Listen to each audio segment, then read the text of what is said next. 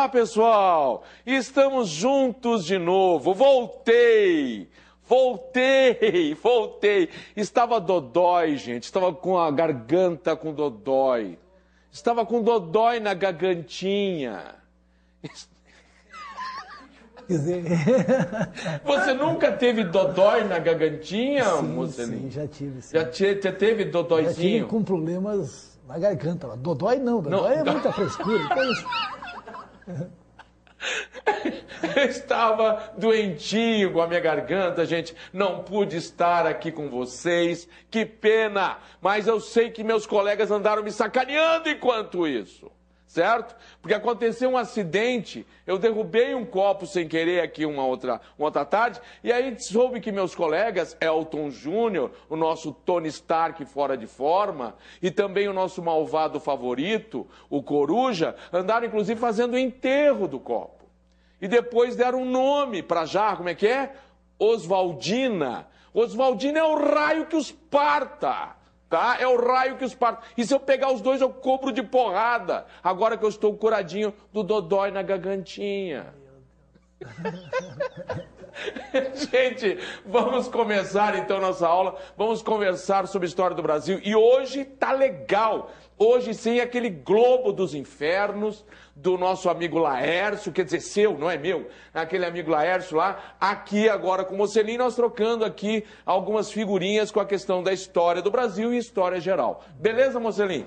E é por aí que nós vamos caminhando, certo, gente? Então vamos começar. Primeiro vamos dar uma olhadinha nos temas que nós vamos abordar aqui. Relação África-Brasil e a ocupação do território americano. Dois temas importantíssimos, a gente pode traçar.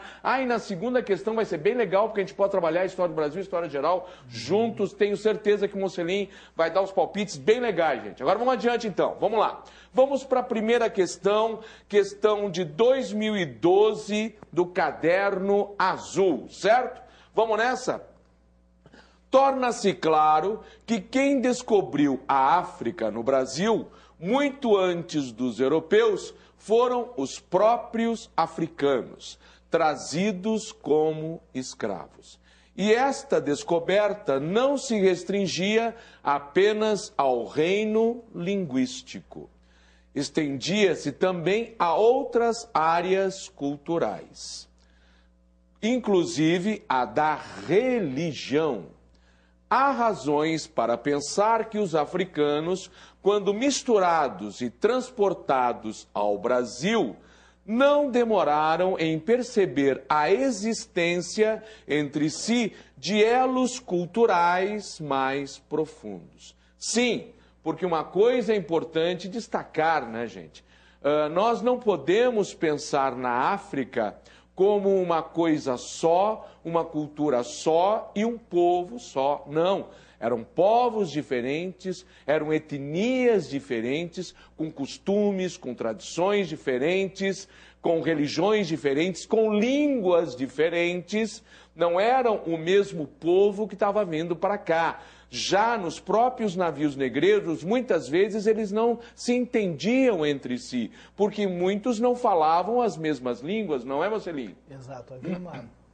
A ideia de África, que o europeu tinha, e muitos brasileiros também, era que o africano formava uma etnia só, uma língua só. Não. Havia uma grande heterogeneidade linguística, cultural e rivalidades.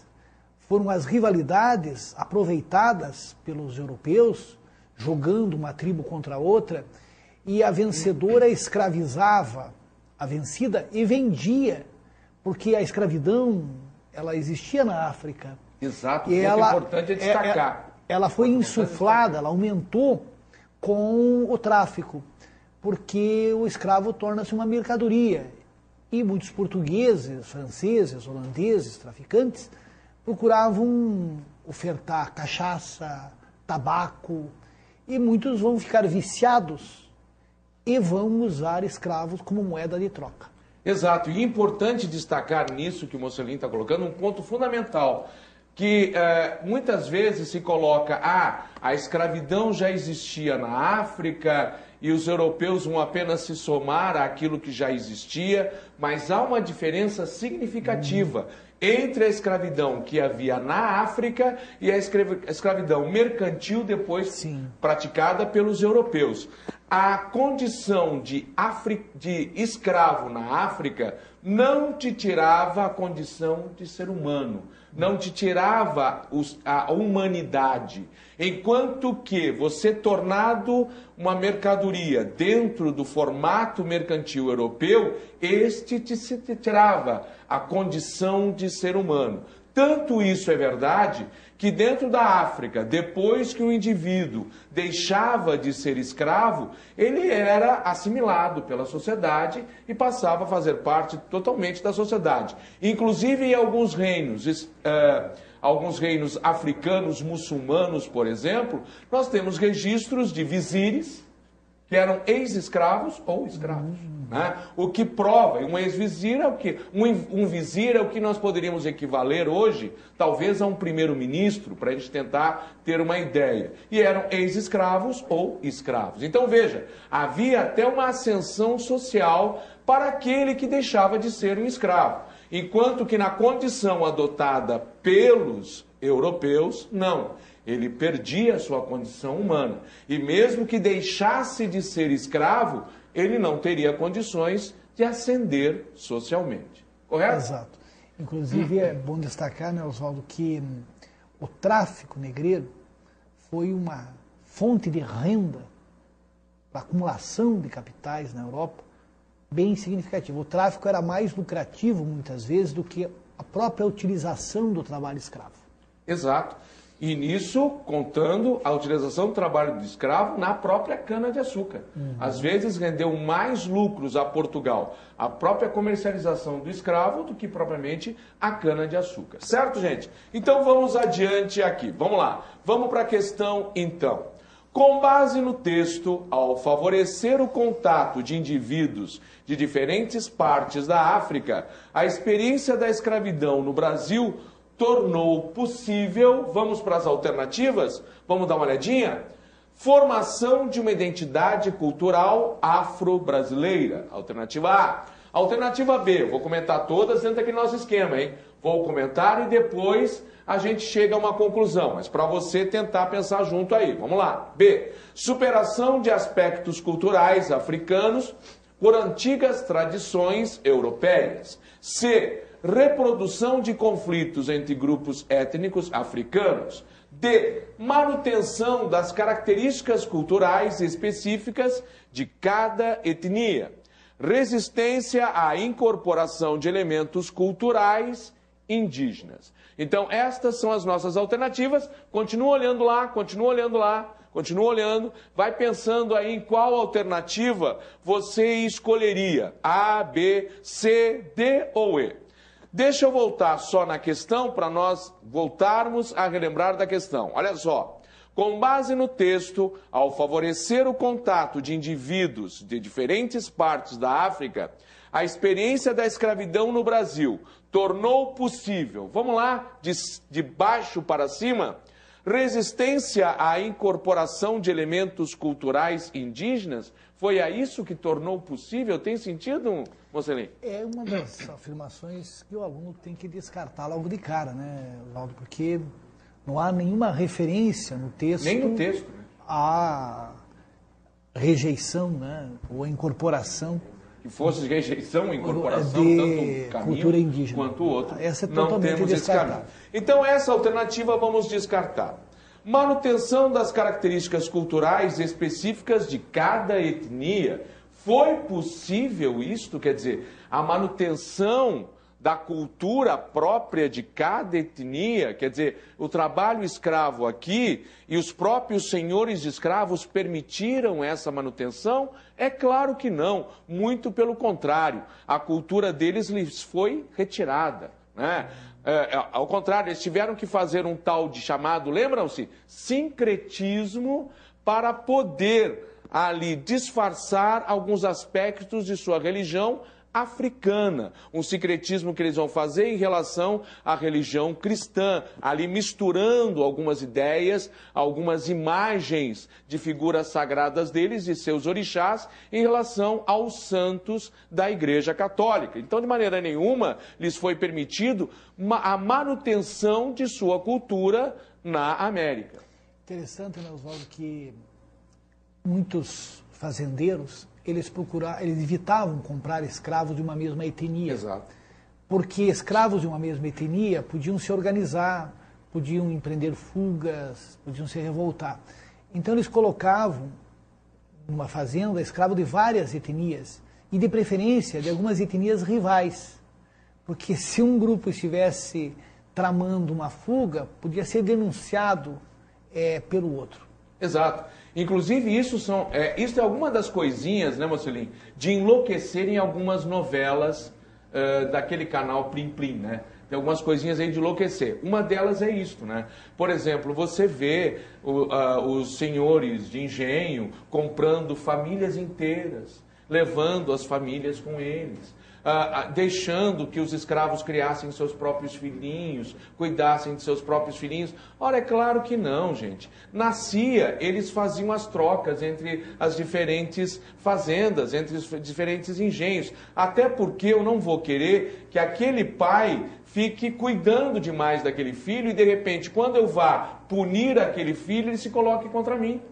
Então, algumas coisinhas em termos de novelas que não dá para aguentar. São certas viagens, como por exemplo, né, algumas novelinhas que você vê, que a gente assiste, né, na televisão, que mostram as preocupações dos escravos lá na senzala com os amores e os paixões da sinhazinha na casa grande. Quer dizer, vamos ajudar a sinhazinha o namoro que ela tem com o senhor fulano de tal, vamos ajudar, os dois se amam. Pelo amor de Deus, Oswaldo, por favor. É interessante destacar também que não havia, por parte dos escravos, na maioria deles, uma consciência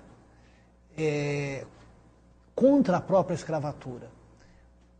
Houve muitos casos que ex-escravos, quando tiveram condições, adquiriram escravos. Exato, mas era até... A própria Chica da Silva, lá no distrito diamantino, tinha sido escravo, casou-se lá com um sujeito bastante rico, e ela foi proprietária de escravos. Exato. Não havia essa visão, digamos assim, anacrônica, que colocam em alguns livros, em filmes, novelas, de uma consciência de classe, de uma consciência de que eram exploradas, que essas pessoas eram exploradas racialmente. Um ou outro tinha essa consciência, mas no geral não. Tanto que um dos aspectos... Porque vejam, se nós pensarmos aí em John Locke, por exemplo, ele vai dizer que uma extensão da liberdade é a propriedade.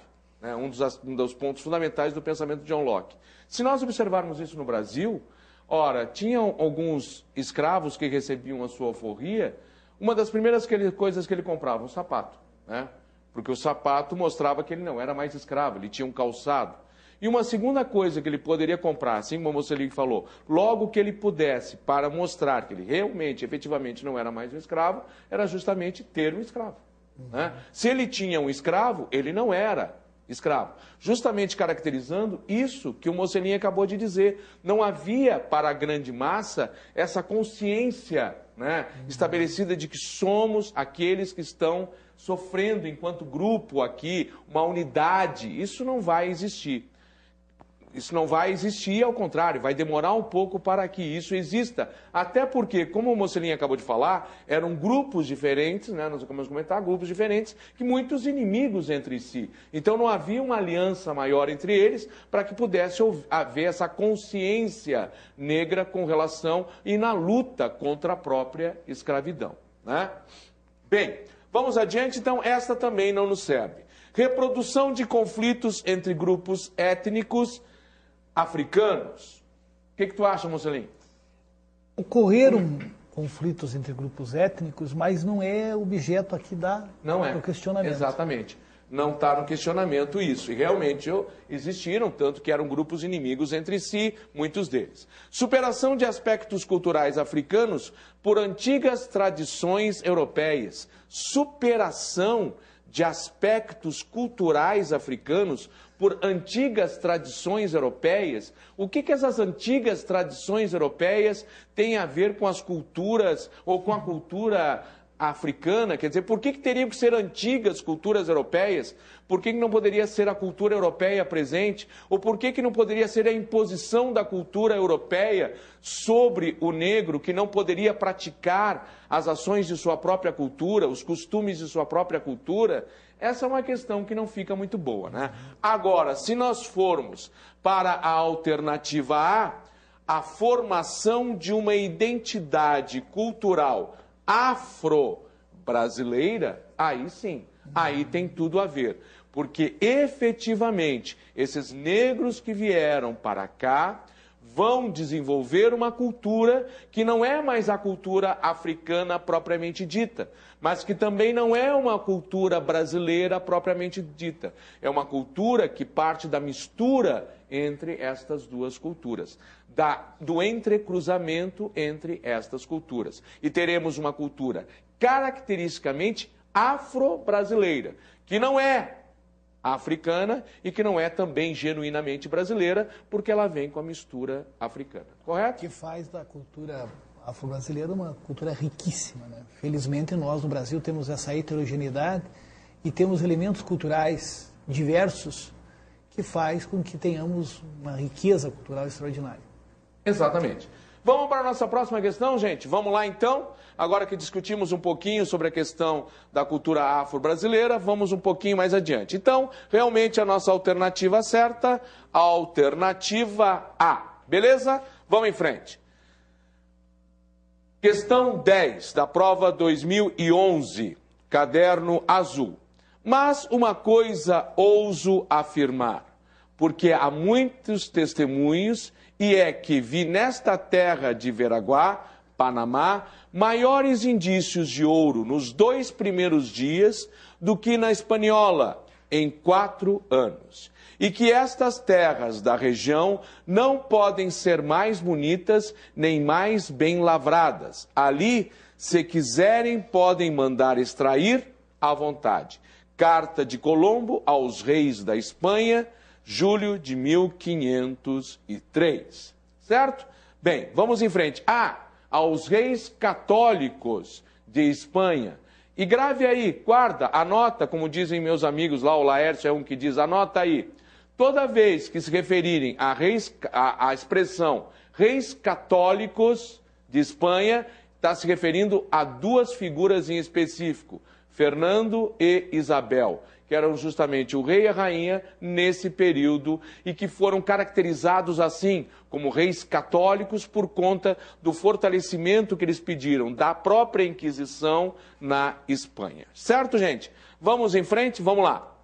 O documento permite identificar um interesse econômico espanhol na colonização da América, a partir do século XV. A implantação desse interesse na ocupação do espaço americano está indicada na... Vamos nas alternativas? Vamos lá? Bem, A. Expulsão dos indígenas para fortalecer o clero católico. B. Promoção das guerras justas para conquistar o território. C. Imposição da catequese para explorar o trabalho africano. D. Opção pela policultura para garantir o povoamento ibérico. E. Fundação de cidades para controlar a circulação de riquezas. Bem, qual seria a alternativa certa? Dá uma olhada, continua pensando aí, continua pensando um pouquinho em cima dessa questão. Vamos tentar agora destrinchar e depois vamos seguir adiante da questão, como a gente sempre procura fazer. Vamos lá. Vamos para a expulsão dos indígenas para fortalecer o clero católico. Vamos voltar aqui um pouquinho. O documento permite identificar um interesse econômico espanhol na colonização da América. Interesse econômico espanhol. A partir do século XV. a implicação desse interesse na ocupação do espaço americano está indicado o interesse econômico, hein, gente? O século XV estaria relacionado com a expulsão dos indígenas para fortalecer o clero católico. Qual estaria a relação aí estabelecida? Não temos grande relação aí, não. Em uma expulsão dos indígenas correlacionada com o clero católico, o fortalecimento do clero católico. Aonde está isso ligado com o aspecto econômico? Concorda, Marcelinho? E, ademais, né, a Igreja Católica tinha um interesse na catequese dos índios, na cristianização dos índios, e não na expulsão. Exato. E não se esqueça, você tem, em relação a Portugal e a Espanha, um aspecto muito importante ligado ao clero católico, ou melhor, à Igreja Católica. Em relação a Portugal e Espanha, funcionou um pouquinho diferente que em relação aos outros países. Primeiro Portugal, primeiro Espanha e depois Portugal pediram ao Papa o fortalecimento da Inquisição em seus países. E por conta disso, dentro de Espanha e Portugal, a Inquisição e a própria Igreja vai funcionar como um instrumento do Estado, um instrumento principalmente do Estado. E dentro de Portugal e Espanha, lesa Deus vai corresponder a lesa majestade, e lesa majestade vai corresponder a lesa Deus. Certo, gente? E esta ideia vai ser transportada para as colônias. E a Igreja Católica vai ser um importante instrumento de dominação sobre as colônias. E também, ao mesmo tempo, como o Mocelin falou, ela vai promover a catequização dos índios. Certo? Vamos adiante, gente? Vamos lá. Então, esta alternativa não nos serve. B. Promoção das guerras justas para conquistar o território. Promoção das guerras justas? Não. Eles fizeram a conquista e a ocupação efetiva. Não estavam preocupados com guerras justas. Aliás, além disso, estas guerras justas também não envolvem o aspecto econômico. Estas guerras justas estariam talvez ligadas à questão religiosa, não à questão econômica. Concorda, Mocelin? Bom, vamos adiante. A imposição da catequeses para explorar o trabalho africano. Não tivemos esse aspecto, né? E também não estaria relacionado com o aspecto econômico. D. Opção pela policultura para garantir o povoamento ibérico. Pelo amor dos meus filhinhos. Come on, please. Oh, thank you. Percebeu como é que é? Sai. Come on, please. Que nojo, hein? Nojento, né? O cara veio da periferia. O cara veio da periferia e depois vira nisso. É um nojo desgraçado. Vamos lá, gente. Seguinte, olha só. Opção pela policultura. Que tipo de colônias nós tínhamos nas colônias ibéricas, gente? Portugal e Espanha. Que tipo de colônia? Era colônia de policultura? De exploração, monocultura. De exploração, né? Monocultura. De povoamento. Monocultura para exportação. Povoamento, colônia de povoamento, é que nós vamos ter a policultura. Né? Por favor, pelo amor dos meus filhinhos, né, gente? Então, esta também não nos serve. E fundação de cidades para controlar a circulação de riquezas. Riquezas econômicas. Opa, peraí. Então, acho que por aqui nós encontramos a alternativa correta, é a alternativa E. A fundação de cidades. E a colonização espanhola esteve muito voltada a esse aspecto de fundação de cidades. Vamos dar uma olhadinha aqui na alternativa correta? Então, realmente, a alternativa E. E aproveitando esse aspecto, para nós irmos um pouquinho mais adiante, vamos dar uma olhada num cara que justamente trabalhou, melhor dizendo, esse aspecto da colonização na América. E fez uma diferenciação significativa entre a colonização espanhola e a colonização portuguesa. Um sujeito que já esteve algumas vezes nos vestibulares. De quem eu estou falando? Justamente de Sérgio Buarque de Holanda, com o seu livro Raízes do Brasil. Um dos clássicos da historiografia brasileira. E ele, no texto O Semeador e o Ladrilhador, ele faz justamente uma diferenciação entre a colonização portuguesa e a colonização espanhola. De semeadores, ele irá chamar os portugueses. Semeadores de cidades ao léu, sem se preocupar muito em aonde estão colocando essas cidades. Em contrapartida aos ladrilhadores, que seriam os espanhóis, justamente planejando, cuidando, colocando os ladrilhos, cuidando muito bem da instalação das cidades onde instalavam, planejadamente e corretamente. Justamente fazendo essa diferenciação entre a colonização portuguesa e a colonização espanhola. Correto, Mocelin? Sim, sim. Vamos adiante? Vamos lá. Bem, e aí diz aqui num trecho do próprio Sérgio Buarque de Holanda, diz ele para nós: a colonização espanhola caracterizou-se largamente pelo que faltou à portuguesa, por uma aplicação insistente em assegurar o predomínio militar, econômico e político da metrópole sobre as terras conquistadas, mediante a criação, olha aqui, mediante a criação de grandes núcleos de povoação estáveis e bem ordenados. Enquanto os portugueses foram semeando cidades a esmo, e inclusive, né, Mocelin, uma característica das nossas cidades no Brasil, do surgimento das nossas cidades, é aquela cidade que foi constituída num local depois de onde foi a vilinha original. Isso, de uma certa forma, é a característica das cidades brasileiras. Aqui em Curitiba, por exemplo, onde nós estamos, tem essa história.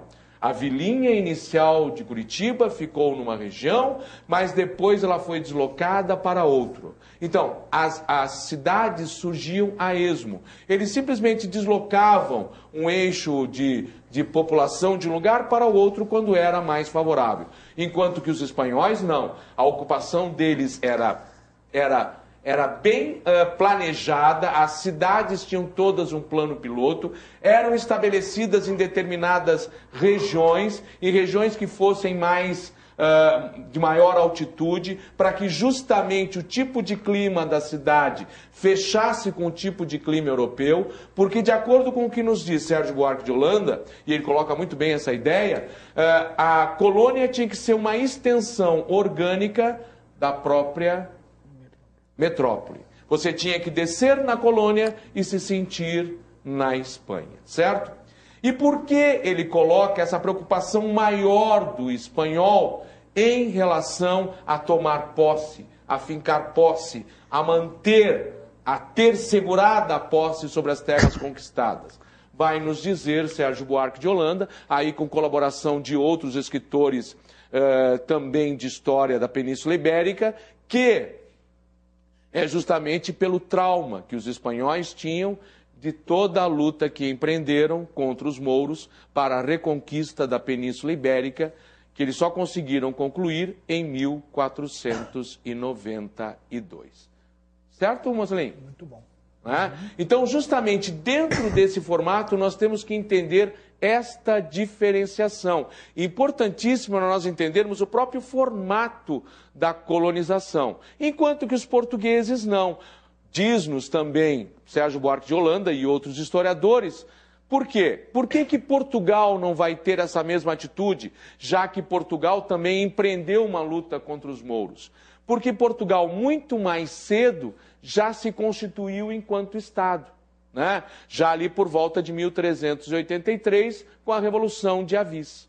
Então ali já estava constituído como Estado, enquanto que os espanhóis tiveram que seguir em frente com o processo da Reconquista. E só a fizeram em 1492, e abaixo de muita luta, então tiveram que manter aqueles territórios. Eles vão vir para a América com esse mesmo sentimento, com essa mesma preocupação. Tanto que, já há algum tempo, Colombo vinha incomodando a a rainha Isabel, no sentido da viagem que ele queria fazer. Já há algum tempo que ele vinha incomodando. E a rainha Isabel dizia para ele: não, Colombo, só vou gastar com a tua viagem quando nós concluirmos a Reconquista, quando concluirmos a expulsão dos mouros das nossas terras.